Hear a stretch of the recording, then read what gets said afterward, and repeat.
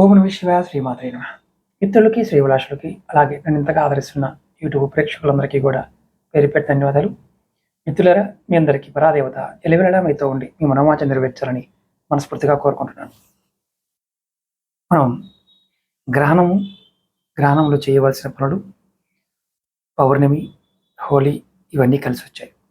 మనకి తంత్ర గ్రంథాలలో ఎటువంటి ఫలితాలు ఇస్తాయి, ఈ సమయానికి ఉన్న శక్తిని ఎలా ఉపయోగించుకోవాలి అని తెలుసుకుంటూ వస్తున్నాం.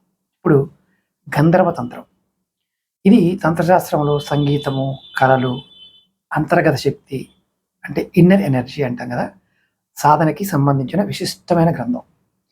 చంద్రగ్రహణం రోజున మనసు అత్యంత ప్రభావితంగా ఉంటుంది, అంటే ప్రభావితం అవుతుంది కూడా. కాబట్టి ఆ సమయంలో మనసును నియంత్రించి ఉన్నత శక్తులు పొందేందుకు ఇందులో చక్రార్చన, రహస్య పూజలు గురించి చాలా గౌరవంగా ఉంది. మీకు నేను టూకీగా చెప్పడానికి చిన్న వీడియో చెప్పడానికి ట్రై చేస్తాను. ఇది మీకు నాలెడ్జ్ కోసం మాత్రమే.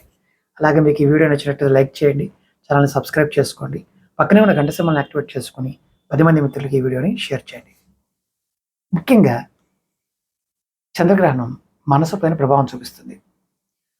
జ్యోతిష్ శాస్త్రం ప్రకారం చంద్రుడు మనోకారకుడు కాబట్టి గ్రహణ సమయంలో చంద్రుడు రాహుతో కానీ కేతుతో కానీ ప్రభావానికి లోనవుతాడు.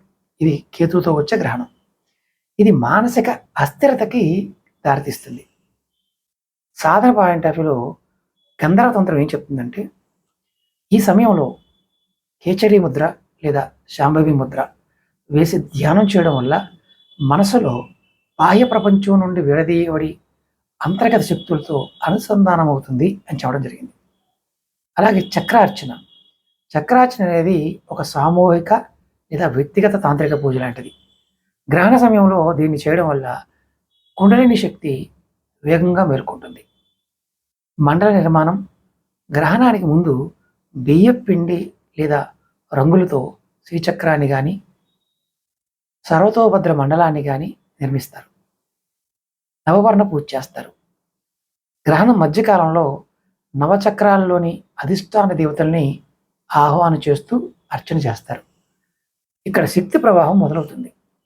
చంద్రుడి కిరణాలు మరుగున పడినప్పుడు భూమిపైన ఉండే ప్రాకృతిక శక్తి, అంటే దీన్ని ఎర్త్ మ్యాగ్నెటిక్ ఫీల్డ్ అంటాం, అది మారుతుంది.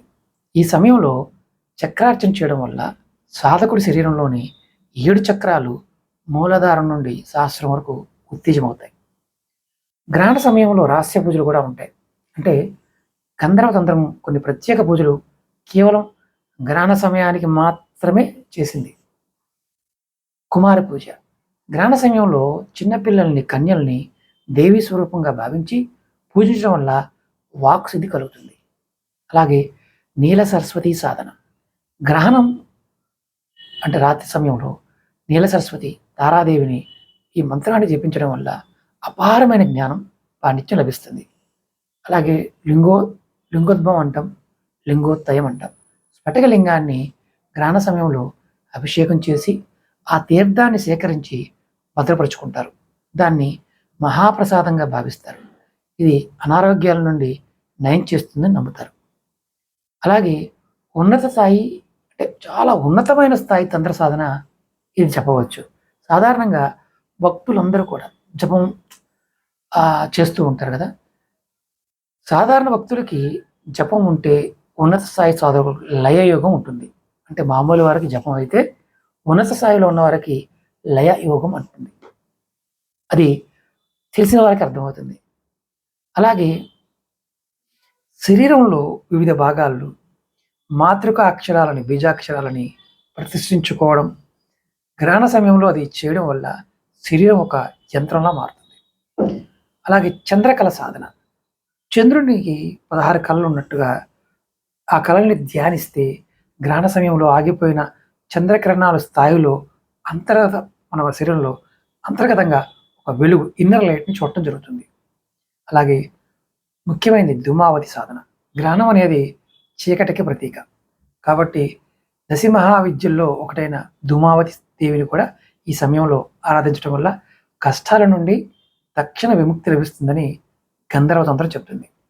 అయితే గందరగంధరం ఒక హెచ్చరిక కూడా చేసింది. ఇది ఉన్నత స్థాయి సాధన చేస్తున్నప్పుడు మద్యం, మాంసం, పరనింద దూరంగా ఉండాలి. కేవలం స్వాతికమైన భావంతోనే లోకహితంగా కోరేవారే ఈ మంత్రాలని చేస్తే ఫలితాలు వస్తాయి. అలాగే నెక్స్ట్ మీకు నేను ఇంకా వేరే గ్రంథాల నుంచి తంత్ర పరిహారాలు తేలిగ్గా ఉండేవి ఒక షార్ట్ వీడియోలో చేయడానికి ప్రయత్నం చేస్తాను. అలాగే మీకు ఈ వీడియో నచ్చినట్లయితే లైక్ చేయండి, ఛానల్ని సబ్స్క్రైబ్ చేసుకోండి. ఇలాంటి కొత్త విషయాలని మీరు 10 మంది మిత్రులకి తెలియచేయండి. తర్వాత మీకు నేను మంత్రశాస్త్రం, యంత్ర విజ్ఞానం, ప్రయోగ చింతామణి వంటి గ్రంథాలలో ఉన్న రహస్య విషయాలని మీకు నేను వివరిస్తాను. మీకు నేను చాలా షార్ట్కట్లో చెప్తున్నాను. చాలా పెద్దగా ఉంటాయి ఇవన్నీ. షార్ట్కట్లో వాటిలో ఉన్న సబ్జెక్ట్ మాత్రం చెప్తున్నాను.